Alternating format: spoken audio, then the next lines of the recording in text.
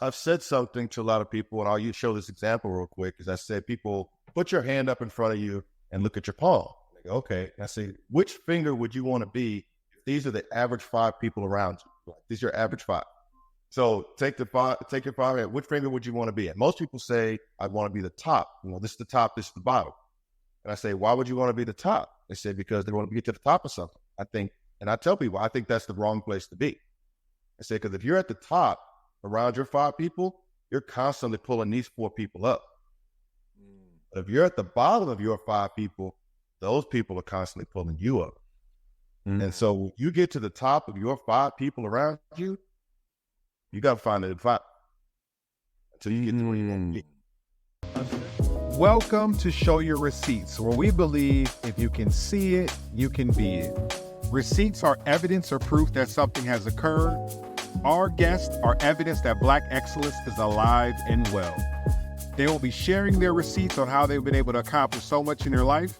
I'm your host, Tony Jackson. Let's get started.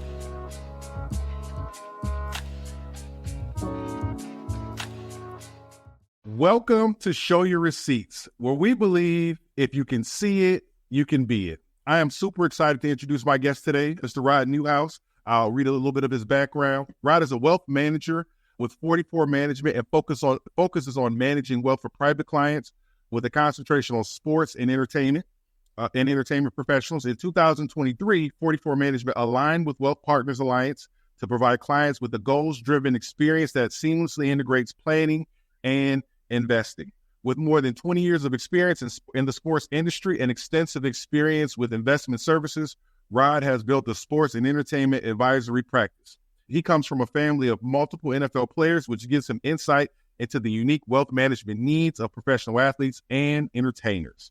Rodd holds Accredited Wealth Management Advisor and Sports Entertainment Accredited Wealth Management Advisor designations, which allow him to help his clients capitalize on opportunities to preserve, grow, and transfer their wealth.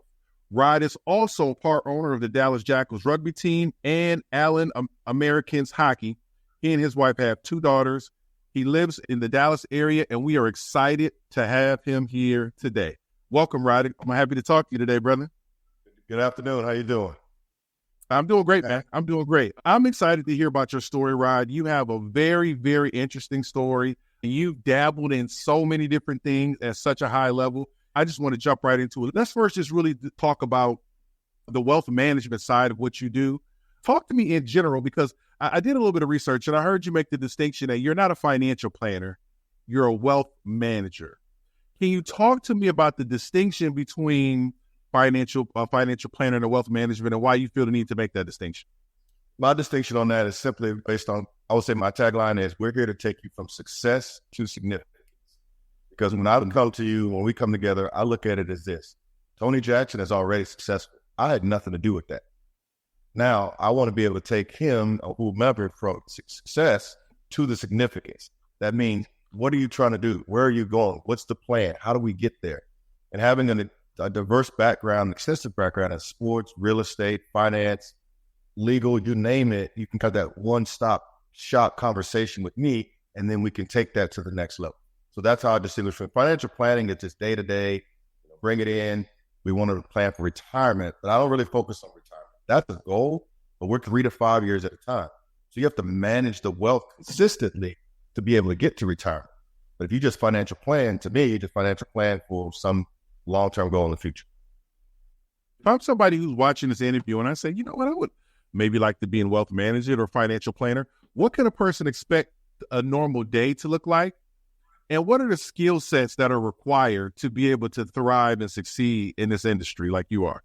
You have to be personable, knowledgeable, and you have to care. You have to be genuine, unique, and be able to understand and listen to clients, be able to ask the right questions. I don't think enough people in the industry ask a lot of the right questions. They want to tell people what to do. And my thing is always, I'm not here to tell you what to do. You're at this stage, again, you're successful, you're grown. You don't want me to tell you what to do. You want me to tell you what your options look like. If I can help you with as many options that you can have, then you can help make an informed decision, then so be it. My big thing that I focus on, as I say, is having a track record with people. And track stands for trust, respect, accountability, credibility, and knowledge. And then I can have that track record with you, then we can get somewhere. And the first and foremost thing that I like to focus on is the T, which is trust. And the unique thing about trust is not about being right or wrong. Trust is about consistency, because you can trust someone who's 100% wrong all the time. As soon as they start being right, you won't trust them anymore. Trust is about consistency to make sure that you can make a decision based on what you're trying to do. If I came up to you and you told me you had a friend who said the sky is red every day, and I said, Tony, no, you don't. You don't have a guy that says it's red. I said, yes, I do. Yes, I do. I said, whatever. He said, bet. So you go get the guy and he comes back over and he says, you say to him, what color is the sky? And he looks at me and he looks at you and he says, it's blue. You go and you bet me $100 on that. He really like, man, I don't know if I can trust this guy anymore. Yeah. Because remember, you always made your decision based on his consistency. And that's what I try to be to people, is a consistent guiding force. You don't have to like what I say, yet you'll respect what I say at the end of the day, because I'm going to be upfront and honest with you. Absolutely. Absolutely. And so wealth management, obviously, well, not just wealth management. You have a background in wealth management. You're a real estate broker as well. Chapter 7 bankruptcy trustee as well. You have all of these different experiences.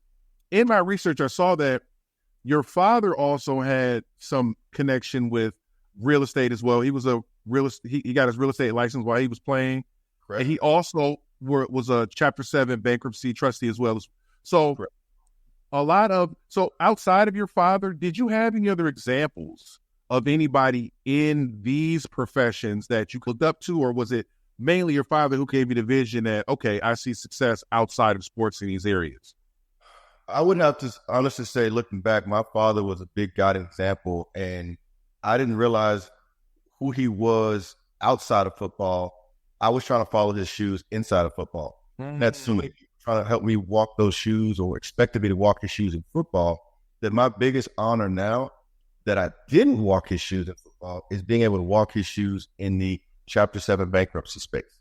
So my father, yes, was the first person to introduce me to real estate. When he played, he said, hey, son, you should go get your real estate license just to have it in your back pocket. Okay, so I did that. Didn't understand why, but I did that 24 years ago now. And then when I was younger, my father was a bankruptcy trustee. I thought it was the most boring job in the world. Actually, come to find out, I started to really like it. And now that I eventually became one, it's definitely something that is very honorable to be in the United States government history books as a Chapter 7 bankruptcy trustee. To me, that's far more far-reaching than being just a football player. One of the funny things that my dad said to me when I was in college, I didn't like it when he said it because I didn't understand what he was saying, but he looked at me in college and he said, son, you're too smart to play football. I was like, am I no good? Like, you're telling me not to play? He wasn't telling me not to play. What he was telling me was, there are so many other avenues and opportunities that you don't have to beat your head against the wall being an athlete, ruin your body and all those things, because there's these different avenues that he wound up opening doors for. Wow. Man, okay, I'm not going to get off track because I can go down. Because what you just hit on, Rodd, is literally the foundation of what drove me to want to start this podcast. The idea that, my personal opinion is, there is a wealth of talent in locker rooms across America of guys who probably shouldn't be playing. They can play, but they have talent and ability to start their next thing that's going to be even bigger than their football career. Let's dig into the Chapter 7 bankruptcy trustee. For those viewers who don't know exactly what that is, I'm one of those people as well. Can you explain in detail what a Chapter 7 bankruptcy trustee does, why it's important, and why it's important? There's two kind of mainstays of bankruptcy. One is the Chapter 11 space, which deals with a lot of corporations, bigger, larger corporations that don't have enough money to pay back their debts to people. So they do what's called workouts and restructures, and they get a chance to wipe that debt off their books, but the company still keeps going. I dabble and work in what's called the Chapter 7 space. And the Chapter 7 space is essentially this. It's full liquidation. So whether it's a business or an individual, someone files for bankruptcy because they just don't have enough money to pay their debts. And then I go in and try to liquidate. I get administered to the case or assigned to the case. I try to administer their assets to pay back creditors. I will say that there's a misnomer. I want to clarify this real quick. Just because you file bankruptcy does not mean you're broke. I say that again. Just because you file bankruptcy does not mean you're broke. That means it's just called bankruptcy protection. And I should say, I saw a gentleman, this is public record, but I won't call his name here, but there's a former football player, well known to a lot of people. He filed Chapter 7 bankruptcy. And when I looked at it quickly, his schedule, it wasn't my case, but I looked at it, and the gentleman had about $5 million in assets and $5.5 million in debt. And I was like, or it was the other way around, $5.5 million in assets and $5 million in debt. I'm like, what? So he has enough money to pay people back. Like his assets add up. Yeah. He had annuities, insurance, 401ks, and all of that money is protected in Chapter 7 bankruptcy. Wow. I did not know that. Correct. So if you file bankruptcy, those particular areas are protected assets. So you could have $1 million in your IRA or 401k and owe somebody $20. And you could still file bankruptcy and never have to pay them that $20. So let me ask you this. Was he getting advised by his wealth management person, or was he getting advised by a Chapter 7 bankruptcy trustee to explain to him where to put his money? Or did he already have his money there and then the bankruptcy situation happened, or did he move it there to protect against the bankruptcy? More what you said in the middle. Things are kind of set up and they were there, and then he went and consulted with a Chapter 7 bankruptcy person who explained to him what was going on, and then realized, wow, there's certain things that are protected. Now, at the same time, there are also other things that are not, like you cannot wipe away student loan debt. You cannot wipe away child support. Like those things will stay on you. But he was able to level set and be like, okay, all these loans that I owe other people money to, or credit card companies, whatever, that stuff basically got pushed aside. So he just lowered his debt limit, kept his assets here, and rode the wave across. I mean, I have to admit, it was a pretty ingenious way of what I would call planning. That's wealth management. And those are the types of things that I provide for my clients, is thinking outside the box of, well, I'm not saying you should do this, yet here's an opportunity to do something that you may want to go talk to another professional, an attorney, but I'm just opening up those avenues and those options, like I told you. Not telling you what to do, but have you looked over here? Have you pulled up this rug? That's what I bring to the table. That knowledge. And in addition to that, you have this background in real estate. Talk to me about how your real estate background and experience, how it helps you serve your clients, your wealth management clients better. How does the real estate fit into the value that you bring today, outside of your dad recommending that you get a real estate license years ago? Speaking the language, understanding the vernacular, understanding when someone comes and brings you a deal, what that deal really means. I've seen so many people from an athlete standpoint, even individual standpoint, want to get into real estate. Now, mind you, every real estate person that I know will tell you, don't do stocks and bonds and get into the financial piece. You'll lose all your money. And every financial person that I know will tell you, don't get into real estate. You'll lose all your money. My thing is you need a combination of both to grow wealth. So I just add in that conversation on the wealth management side, like, look, this is how you want to put it together. This may be how you want to look to put certain business, whether it's an LLC or an S Corp or C Corp, just because it's helping you understand, you need to go talk to this specific attorney to make sure we have this buttoned up the right way for you. Because the last things you want to do is make a false step and step into be unprotected or purchase it in your own name and not be able to have some type of asset protection buffer. So I'm just going to quarterback of the finance of, without having to spend $1,200 or $5,000 with these particular people, you can get that consultation with me in one setting. Okay. So you offer almost a one-stop shop on all major financial decisions, whether it's homes, real estate, securities, all of that. Okay. Private placement memorandums, just what you're structuring, because I've seen it so many times. I was literally just telling one of my clients, I've been with for about 10 years. So he's an athlete. And we were talking a couple of days ago about how I have another client who just came to me talking about he wants to invest in a beverage company. And he started laughing, and I told him he was going to laugh before I said it. because he did the exact same thing years ago before I got with him, but he invested in a beverage company, said he was going to get all the stuff with it. And here we are 10, 12 years later, he has nothing. And here this other kid is doing the exact same thing. And I tried to tell the kid, hey, let me talk to you before you get into that. He said, well, okay, but I already signed the paperwork. And that's exactly what the other guy did. And he just shook his head and went, man, he said, you deal with this all the time? I said, I've been dealing with it my entire career. The story stayed the exact same. I get older. And that's the unfortunate difference. And I'm getting to a stage now in my life where I'm being considered the uncle. Like, oh, you're old. You know, it doesn't happen that way. I just go, okay. Yeah. So now I'm curious. What did it turn out to be a bad deal? Has he gotten any return on his investment? Is he? Oh, the guy that did the beverage deal at that time, I mean, it's just, there's nothing. He thought he owned what he never owned. So it's not a bad investment. It just, he doesn't own it. And he thought he owned it. So he gets these kind of small dividends every now and again through a third party that structured a deal that then the third party gets paid and pays him in return. So he's not in the ownership group of that at all when he thought he was. Wow. You know what? And that brings me, let's talk about ownership. You had a very, very interesting quote. I really enjoy looking at your stuff online, your videos that you got and content that's out there about you. You had a quote that literally stuck in my head. I can't stop thinking about it. You said you were at the combine in Indianapolis and you realized that you could never be one of the 32 working for the 32. Talk to me about this ownership mentality that you clearly have. And that seems to be, it's a big gap from traditionally how we think in our community. And so I want to know, where did you get that ownership mentality from?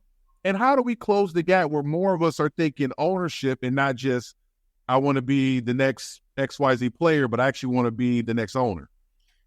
No, great question. I think if no one's really asked me that, but now that I put it together, I think I would say this. I remember being teenage years or younger, driving down the street, riding down the street, and looking up, being in a affluent area of town and saying, man, what do they do for a living? And I would say to myself, none of them play sports because the athletes live over there. Wow. And I know the athletes don't live over here because my dad was one of them. And so I knew where they all lived. Just scratch my head like, all right.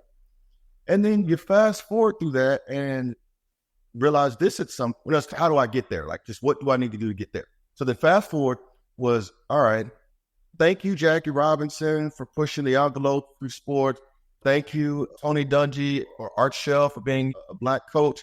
You know, thank you, Ozzie Newsome, and being a Black general manager. Like, you guys have pushed the envelope.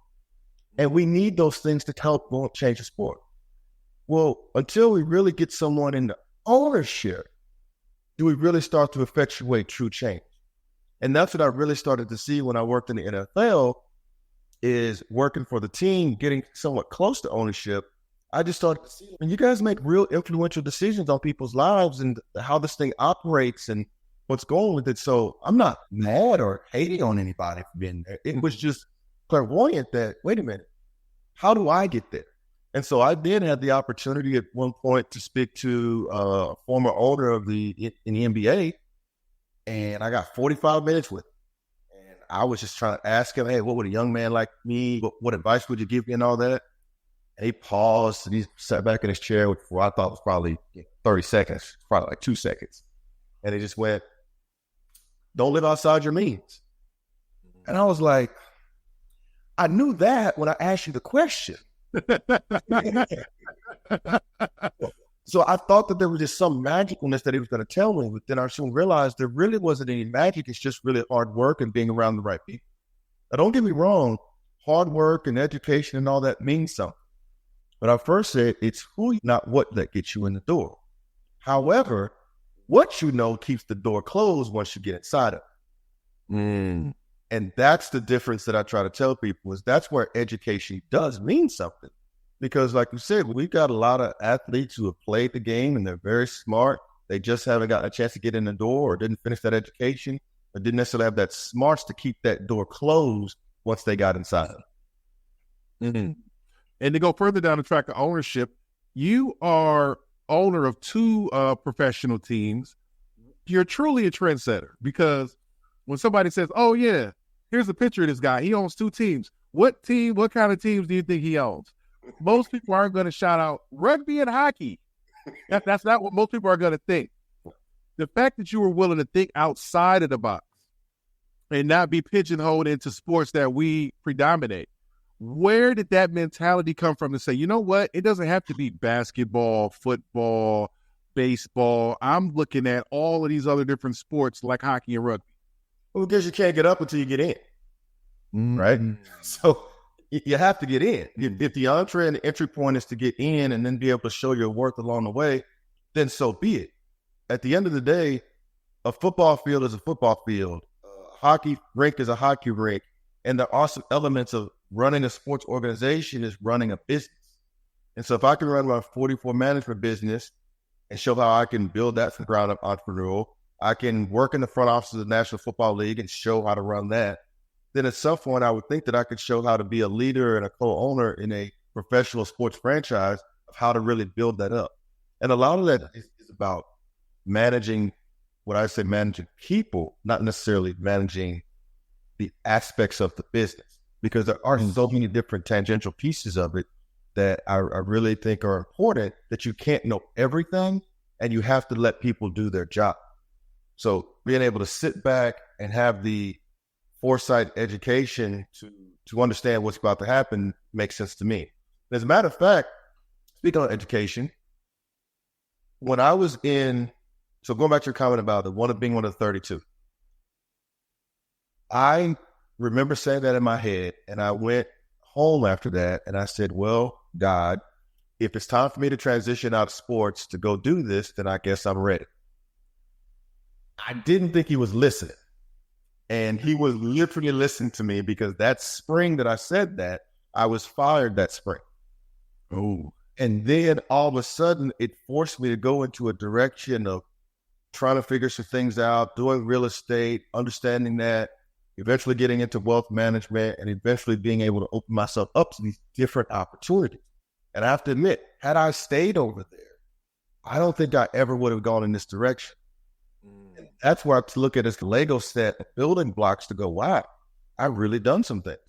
So it has been fun to do that. Oh, and by the way, when I left in 2000, before I left in 2006, around 2005, I said, I want to go back to law school. I want to go to law school because I was administering contracts in the National Football League, but I didn't have a contract background. So I said, I just want to be able to do it better. Well, went to law school, Purdue Global, Concord Law School, Purdue Global Law School, and wound up realizing that everything I thought I knew about contracts was completely wrong. I thought it was going to be my easiest class in law school, and it wound up being my hardest class because I had to learn what I thought I knew. I was like, wait, that's not what I thought it was.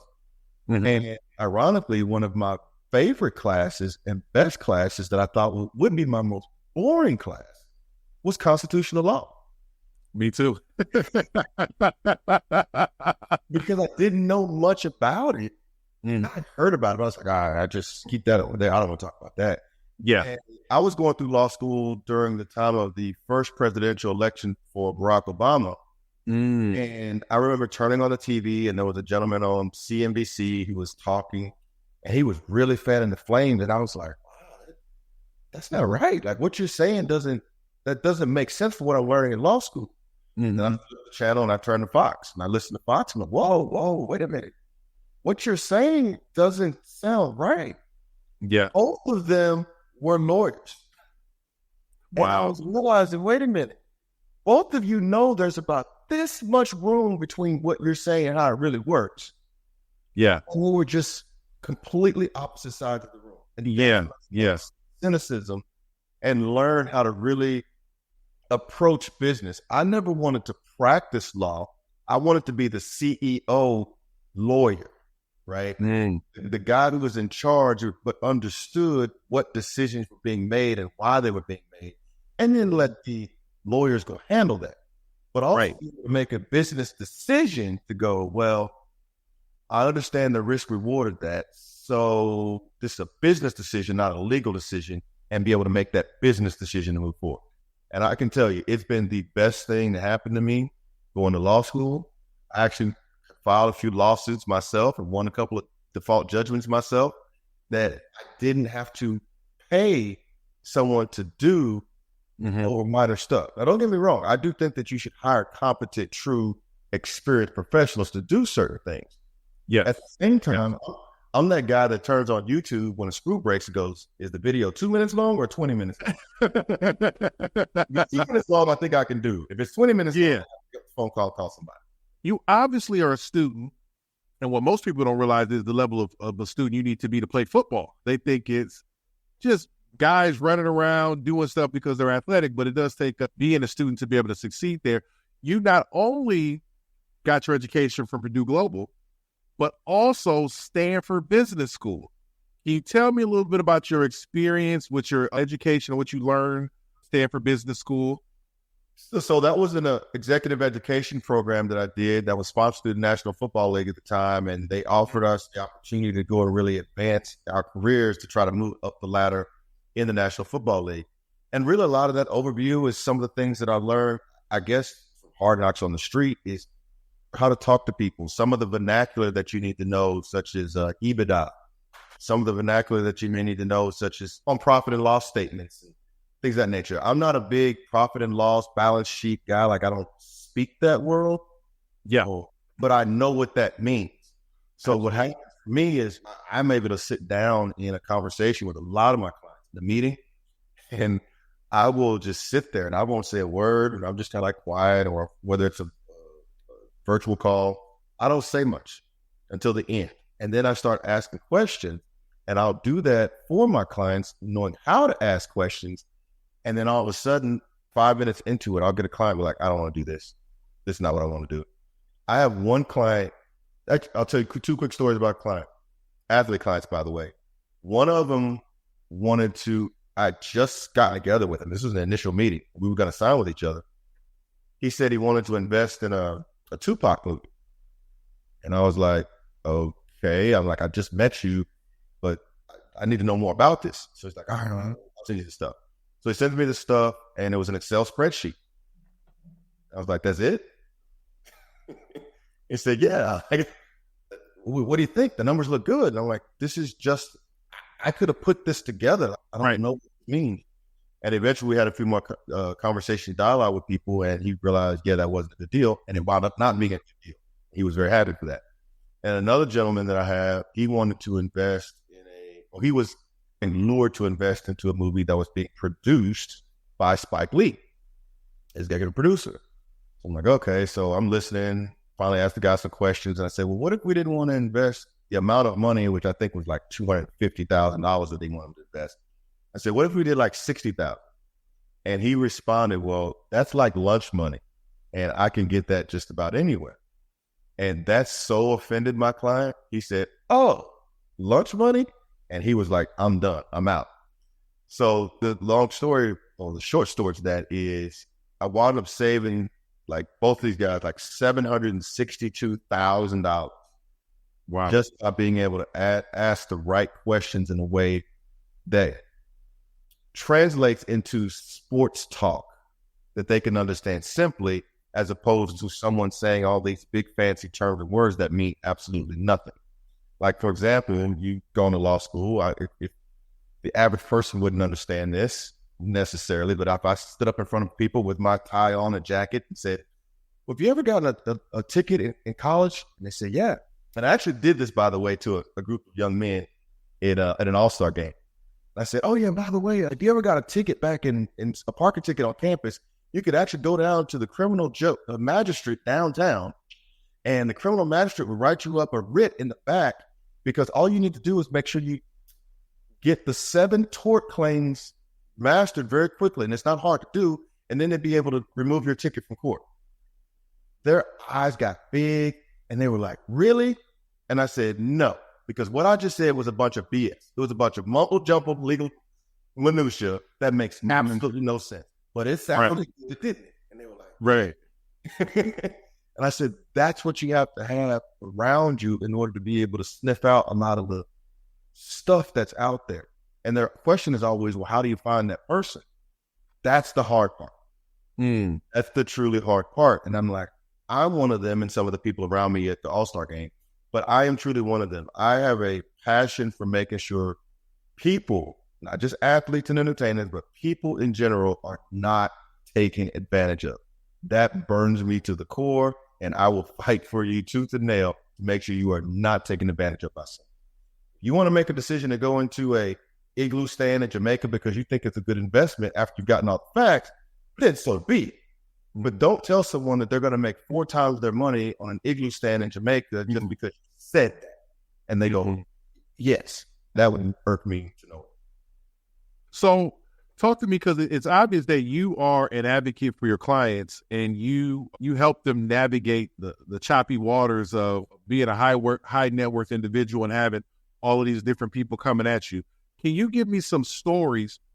Because I know that it's a high likelihood that there'll be somebody who was either an aspiring athlete who will watch this, or somebody who maybe is currently an athlete who may watch this. What are some of the common mistakes that you see, or common traps, or common things that you see that typically derail a person financially who is a professional athlete or an entertainer or just a high net worth individual in general? Oh, doctors, lawyers, real estate people, anyone that's kind of in that affluent high end, what derails them is the taste of the next greatest thing without doing the due diligence. Everybody wants to be on the Google, Facebook, Apple train before they hit, and someone came up with the next newest, greatest crap. So again, without taking the proper due diligence to know, well, this structure is not set up properly. They said that they're a legal entity, but I can't find them anywhere. Being able to look into the background. Oh, I'm a bankruptcy trustee. I can easily see if this person filed bankruptcy in the past and how many times they filed bankruptcy in the past. And you might be another one of those who's doing that exact thing. You might fall on their face. So the quickest thing that happens to people is, like I said, they really get caught up in wanting to be on board with the next greatest thing. And really what I liken it to is a comment that I heard back when I worked in the National Football League in New York. There was a young guy who had just coming up from Texas, and he had heard about an apartment that was available in the city. And there was a guy who lived in the city. He'd been there and he'd grown up, and he said, what do you mean you heard about it? If you heard about it, it's too late. Right. And that's very true. So my thing is, if you've heard about something, how many times have you heard about it? Because if you've heard about it, I've not heard about it a year ago. You're just hearing about it, and you think it's the next greatest thing. And I'm like, no, that's not what you think it is. So that's what I try to really, again, I'm not here to say no. I'm not here to say I told you so. I'm here to present evidence. I'm here to present facts. And then you go, oh, well, that's not what they told me. Okay, you still want to do it? That's on you. And I'm very, very, very clear with a lot of my clients who tell them, I need to do such and such and give you some money to invest. And I go, time out, stop, hold on. You're not giving me anything. You're putting money in your account. Your money in your account, and I'm helping manage that. And they're like, okay, I know what you're saying. I know what you're saying. And I do that psychologically because I want them to always know that when they're talking around their buddies and friends, and someone says, yeah, my advisor, I gave him some money, he did blah, blah, blah. They go, well, I don't give my advisor money. I put money in my account, right? It's a different mindset. So I'm always trying to see the forest through the trees, trying to be elevated, see the glass half full, and really be there to fight for people not to make those mistakes. This isn't common. I love this story. A guy told me the other day, he started a company at like 29. He grew it to dang near $50 million. And literally told me that he invested in something and lost $7 million. And I'm just like, wow. And we talked a little bit more what his pitfall, and this was years ago. So he's recovered. But you told me that, yeah, he just didn't do what he thought he was supposed to do because he was too successful too soon and didn't do the proper due diligence. He said, but he would not make that mistake again because he would put wise counsel around him, which one of my favorite Bible verses that I have on the back of my iPad is Proverbs 15:22. Proverbs 15:22 states, with wise counsel, plans succeed. Without wise counsel, they shall fail. And that's been my whole thing, is always trying to educate and make sure that we get enough wise people around us to be properly educated to make decisions. And to piggyback on that Bible verse about wise counsel, you clearly had very wise counsel with your dad, super successful. He had a super successful NFL career, multiple Super Bowl championships. He had a great career over a decade playing, but he also, it seems like he had an intellectual bent, looking at being involved in real estate, being involved as a trustee. Talk to me about the influence that he had on you. Initially, it seems like maybe you were trying to follow in his footsteps as an athlete, but it seems like he also had influence on you when he told you were too smart to play football. He had influence on you from a professional standpoint. Can you talk about that? Yeah, so actually I'll drop a little bit here, and at the same time, right about here, I wrote a book. I have a few more of these in the book that I wrote, which you can find out on Amazon, the Rodd Newhouse story. And what I would say my dad, and I would say my surrogate fathers, meaning the Tony Dorsetts, the Drew Pearson, the Roger Staubachs of the world, all those guys also poured into me, and it came downhill. And my dad was known, as I hear from a lot of his colleagues, he was the guy who would come in and drop the bomb in the middle of the conversation just to stir it up and then walk away. And he more did that just because he wanted guys to talk a little bit more and think a little bit more before they really were making a lot of decisions that they were making. So having those older people around me is something that I've tried to emulate pushing downhill, because I use this all the time especially with the athletes that I work with. I say, when you were 18 years old as an athlete, you walked on the campus and you had the next 4 years all figured out. Yeah, sure did. Mm-hmm. So fast forward to that fourth year. Some would say this to you as well. You got to that fourth year, and it did not go how you thought it was going to go, because you were going to be All-American, All-World, you're going to win all these national championships. It's like, that didn't work out. At the same time, there was a freshman that came on campus, with now the leader of the team, and you tried to tell him something because you saw him going in a different direction, and you tried to, hey man, let me holler at you for a minute. Let me tell you something. And you said, look, blah, blah, blah. He looked at you and said, yeah, I got it.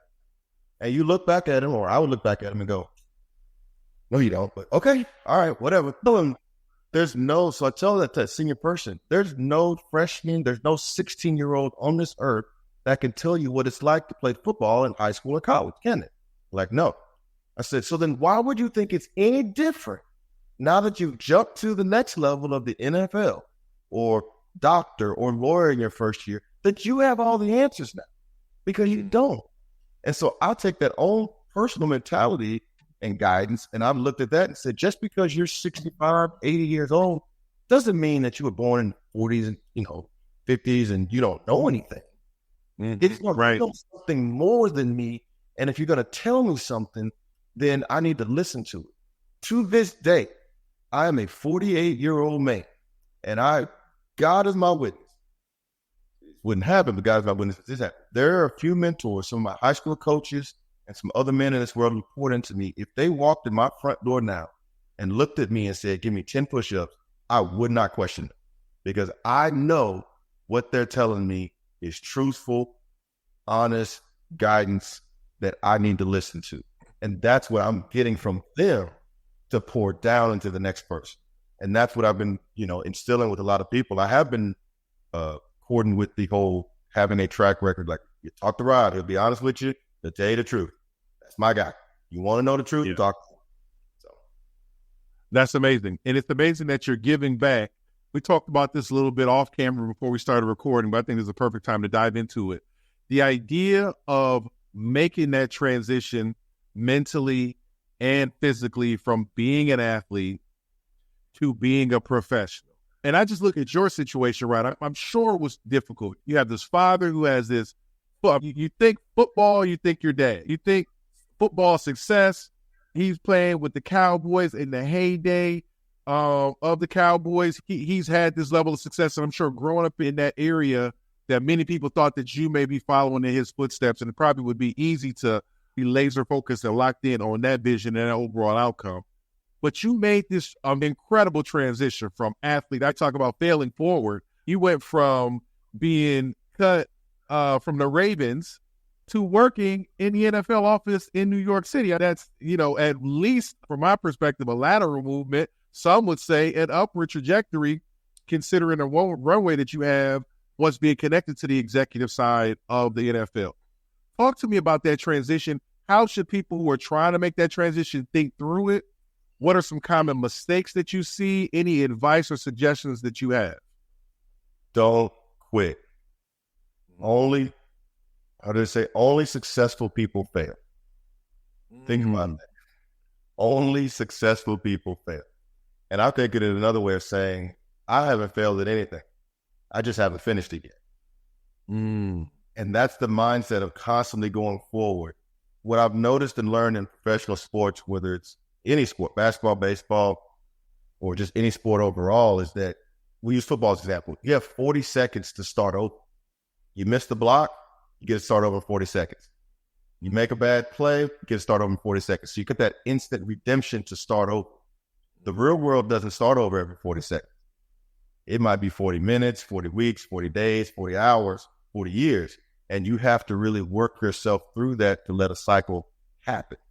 I've seen too many people try to undercut the process because they want this quick, fast, and hurry stuff, and it doesn't work that way. You have to let cycles go around before you get a full harvest. You can't go put the seeds out in the ground. It rained one time and be like, where's my crops? Yeah. Now, you're looking for something that's really not there. I've said something to a lot of people, and I'll show this example real quick, is I said, people, put your hand up in front of you and look at your palm. They go, okay. And I say, which finger would you want to be if these are the average 5 people around you? Like, these are your average 5. So take your 5 hand. Which finger would you want to be at? Most people say, I want to be the top. This is the top, this is the bottom. And I say, why would you want to be the top? They say, because they want to get to the top of something. And I tell people, I think that's the wrong place to be. I say, because if you're at the top around your 5 people, you're constantly pulling these 4 people up. But if you're at the bottom of your 5 people, those people are constantly pulling you up.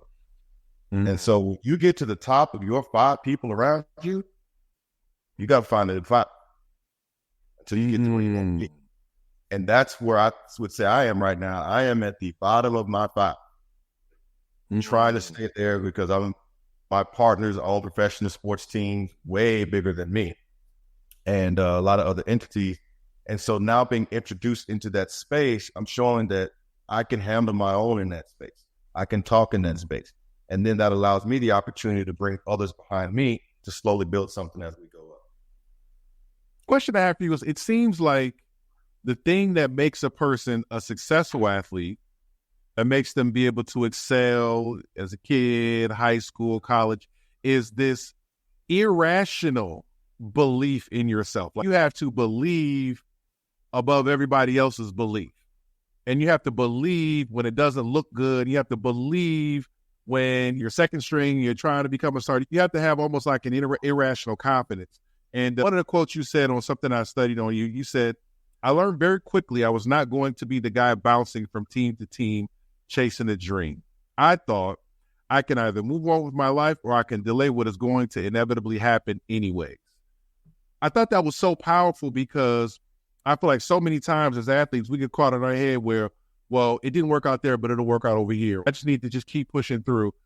How do you balance that line between, as an athlete I'm talking about now, between perseverance and, I don't want to use the word being realistic, but maybe that's the word, being realistic and knowing, okay, it's time for me to close this act and start another act. When you work for yourself, when you do your own thing, that's perseverance. You can't persevere when someone else has the control. I've never heard it put that way. That's a great point. If I'm going to start my own business, I don't quit starting my own business. I can manipulate, move around, start over, pull back. I can persevere. I can find another way. As an athlete, you have a short window. A professional athlete is a high-paid part-time job. And as I used to tell people all the time, when I worked in NFL, there's only 53 spots. Doesn't mean you can't play. You just can't play here today because I can't use you. And as each day goes by and I don't need that and I don't need that, it doesn't matter how hard you work because time keeps moving. And that's what I think is the unfortunate thing that a lot of athletes don't realize is you can't play for it. I've told a lot of rookies who wanted to keep going after it, who come to me and say, I need to find an agent. And I go, okay, let me ask you this. You're coming to me now because you need help to find an agent. How many agents have reached out to you up until this time? This is like after the season, right? Yeah. You know, I talked to one guy and I reached out to this other, and I said, okay, not to be blunt with you and not to hurt your feelings, but that right there should tell you something. Agents are out there looking to get the best talent and people that will get drafted because they're going to put money into somebody to get the money paid back. So I'm telling you right now, if you do not have a lot of agents calling you, you're not high on anybody's radar screen. And they're like, nobody's ever said that to me. Like, I told you, I'm going to be honest with you. You said you want it. Right. And I'm going to give it to you. I said, now, it doesn't mean that you can't play. It doesn't mean that you can't get an undrafted free agent. It doesn't mean you can't make it. Because that story happened. I helped the guy. He wound up getting with a sports agent, helped him look at his deal. He signed it with him, no problem. The guy was undrafted free agent, got on the team, made it to 2 teams, and played for a few years. Now, he did some other stuff off the field that got him in himself in trouble. But my point is, it can happen. You just need to understand how the process works. And yeah, too many athletes want to keep playing and working out, waiting for the lottery ticket. That's just never going to come. But perseverance is something you control yourself. You can't persevere in something that when someone else holds controls. I'm definitely going to write that down. You cannot persevere in something that someone else controls. Because I know a lot of us, we think that way as far as athletes. I just got to keep working harder. Let's talk about rugby. Because obviously, I study a lot of investors, and they say that the highest returns as an investor are for people who are contrarians. They see things that other people maybe don't see. They have a vision that other people may not necessarily see as far as what's going on, and they can maneuver. It's obvious that you have a vision on where rugby is going or what rugby can be in the United States of America. Can you share with me your vision, your thought process on this new upstart sport in the U.S., where it's going? What role do you see the Dallas Jackals playing in that new norm of rugby in the U.S.? Well, you kind of gave a definition of someone who's somewhat like a prophet. There's also another definition where some people refer to it as being crazy. So I think I might fall on into the crazy side of my visions. But I would say that where I see rugby going. That's what they say about all the greats, though. They call them crazy first, right? Maybe rugby in the United States, ironically, is a more worldly known sport than a lot of us as Americans know it to be.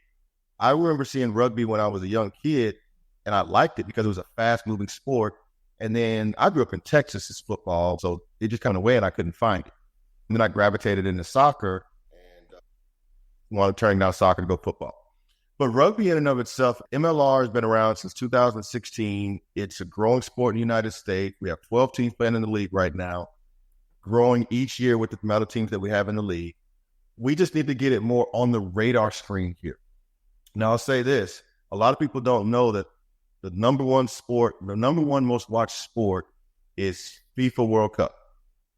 Then after that, you get into cricket. And then Super Bowl is like down at number 7. Really? Most watched like final games, okay? A lot of people don't know this, that World Cup of Rugby is number 11. And it is ahead of the World Series. Wow. Kentucky Derby. Wow. Even the Masters. Wow. Yes. So it's that big of a sport. It does have some things that are world rugby related that we're trying to look at maybe innovating or doing differently in the United States. For example, world rugby, there's 15 players on the field at each at a time, and the position number is the position. So you and I playing this week, you might wear number 7, and I might wear number 6. And then next week, because of strategery or whatever, you might wear number 6 and I wear number 7. And so that's a little confusing for people because they're like, well, where's the person I want to follow? Yeah. There's been some traditionalists who want to hold on to that. At the same time, I think it's a way that we can market the sport better so that we can get some stories that we can tell to people, because being a different number is just too different. LeBron is 23, Michael Jordan was 23, Steph Curry's 30, Tom Brady was 12. Like, you know them for what they were. Yeah. And we won't try to, I think, get some people who could move forward. But Major League Rugby is going to be a growing sport because 2031, the World Cup of Rugby will be played in the United States. We have a 7-year ramp up after Major League Soccer, after the World Cup comes here in 2026. 5 years after that, we're going to have the World Cup of Rugby in the United States. So it's definitely going to be something that kind of grows over time. And I have to admit, I'm a football guy. You're a football guy. Mm-hmm. Football is slow after watching rugby. Wow. You mean because it's like hurry up offense all the time in rugby? It's soccer meets hurry up offense. And yes, that's probably a good way to put it, because it's constantly moving. It's fast. It doesn't stop really until the ball gets kicked out of bounds for a little bit, and you throw it back in and you keep going. Mm-hmm. So when you watch a sport that's very raw and pure, with no pads, and you feel the hits, and you just like, yeah, it's a crazy, crazy sport. They say rugby is a hooligan sport played by gentlemen, and soccer is a gentleman's sport played by hooligans. or something like that. That's the way I would definitely say that they are. Follow-up question I have is, are you guys recruiting players from like college club teams? Because there's not like a big NCAA, or maybe there isn't, I don't know about it. Is there like an NCAA presence for rugby? Where are these players that you're recruiting coming from? Are you going overseas to get them? So rugby is still considered a club sport at the high school level and still a club sport at the collegiate level. There are some talks right now going on about making it, at least starting at the junior college level, to pull it into those ranks so we can pull it forward into the NCAA ranks. I really think that women's sports is going to be the catapult that pulls rugby through. There are a lot of women that play rugby, and the Women's World Cup is 2 years after that. So there's 2 years after the Men's World Cup in the United States. So there's going to be an opportunity for women to really pull through to this sport. A lot of the players right now, kids are 8 years old. We're trying to get introduced at the 8-year-old, 9-year-old level. And then we're growing it through academies. So all of these MLR teams are starting to build academies and allowing teams to come up and slowly build that American talent through those pipelines. And I think once we start building through those pipelines and we start getting youth sport leagues, 8, 9-year-old, U18, that's when we're really going to start to see rugby develop. Rugby to me is like soccer was in the late 70s, early 80s. A lot of that's how soccer was. It was kind of like, we'll play soccer. What is that? And then it slowly started to evolve to get into club sports going down. And now you got these FC Dallas clubs and Houston Dynamo clubs, and like teams, major league teams have these smaller clubs down underneath them that everybody wants to play for. And that's what we're going to be doing with the Dallas Jackals. As we begin to wrap up, Rodd, we talked a little bit about some of the things that we were going to discuss today and our intent. I'm going to explain my specific intent for speaking with you today and even creating this whole podcast. Our vision is for every super successful person that we can connect with, like you, that we could potentially connect them with some young up-and-coming person who and help form some kind of mentor-mentee relationship. Again, our tagline is, we believe if you can be it, you can see it. And I personally believe that the gap between us and our community being owners at a higher rate, being professionals at a higher rate, is we just don't have those relationships, and we don't have that person that we can look at and maybe identify ourselves with. Are you currently mentoring any young people who may be aspiring owners, who may be aspiring in wealth management, who may be aspiring in all of the cool things you do? Are you currently mentoring anyone? And if so, what are your thoughts on mentorship? If not, would you be willing to, if someone reached out to us and wanted to be introduced? All of the above. So,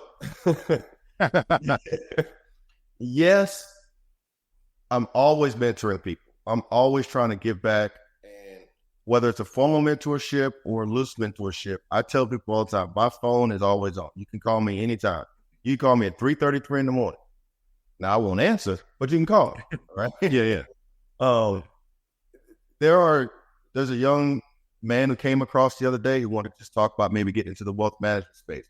There's a young woman who wanted to know a little bit more about the wealth management space, how she could be connected.